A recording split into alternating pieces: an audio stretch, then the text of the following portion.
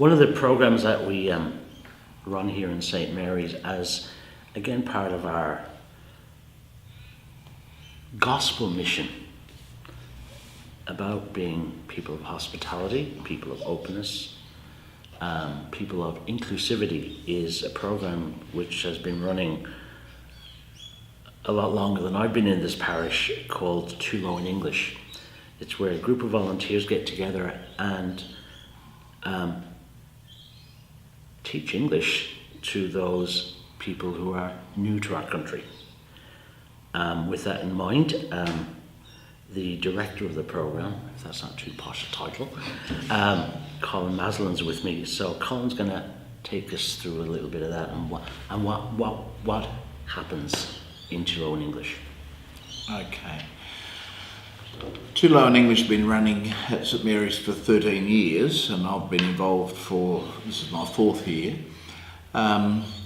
We use some parishioners, and certainly we have a whole range of parishioners that are involved, but we also have volunteers from outside of the parish as well. Up till last year we had one room, and we could take about 30 refugees, and predominantly they were asylum seekers and refugees. This year Father gave us another room, so we now can take up to 50 asylum seekers, refugees and migrants, and we're getting some people who have paid to come out here but whose English isn't very good. We run 4 different groups. The starters group, as we call it, are predominantly Middle Eastern women who have never been to school. Unfortunately, they're about my age and are trying to learn to read and write for the first time in their life, and so that's really difficult. We have teachers for that group. One of the teachers for that group comes from Gippsland. She drives an hour and a half to get here and an hour and a half home to teach them, and she has magnificent skills of junior primary skills, which is what you need. The low group, and one of our teachers there drives 2 hours from Cunnaburra and to teach them on Mondays. The low group's the next group, and that's our largest group, up to 15 to 20, predominantly asylum seeker men, but in the last 6 months, a lot of women who've been here long enough for their children now go to school, and so it's their turn to learn.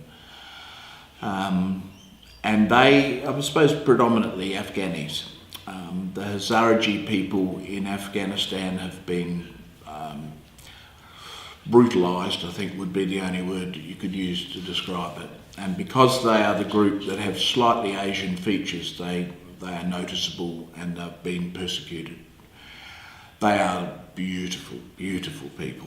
Then we have the middle group, people who've got past that stage. They can basically read and write. They're now starting to write in sentences, paragraphs. In many cases, their spoken English is a lot better than the lower group. And that group is again predominantly Afghani, but we have some Iranians, South Sudanese, and some of our parishioners are South Sudanese, so they're involved with that group. And then we have the high group, which is people whose basic spoken English is quite good, written English is quite good, and but they need a lot of confidence building more than anything else. And a lot of those are migrants, not, and in many cases is now Australian citizens. We do some work with, we've got a computer room as well that we use to do work with citizenship test, which unfortunately has just been changed, so we'll have to start all over again with that. But we try, it's not just teaching English, basically we're trying to teach them how to establish themselves in Australia. So Sri Lankans, South Sudanese, Afghanis, Iranians,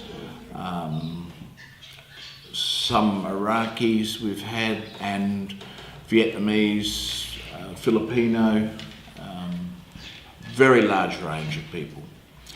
And it's a part of our parish's outreach virtually. We don't ever mention religion.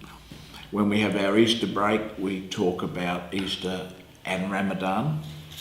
We have 4 Buddhist monks from Cambodia that come for English classes, and their teacher was one of our students as well, so she's the first of our students to teach.